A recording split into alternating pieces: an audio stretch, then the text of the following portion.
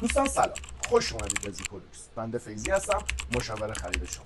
امروز میخوایم با هم مدل استیمپانک از برند زیپو رو بررسی کنیم. در مورد استیمپانک همینقدر توضیح بدم که تو انقلاب صنعتی فرانسه وقتی استفاده از چرخدنده ها و کاربردهای اون بورس شد، فرقه هایی با اسم استیمپانکیسم به وجود اومدن که میگفتن آینده بشر با چرخدنده است و حتی مغز بشرهای آینده رو از چرخدنده تجسم میکردن. این مدل از زیپو یادآور همون دوره تاریخیه.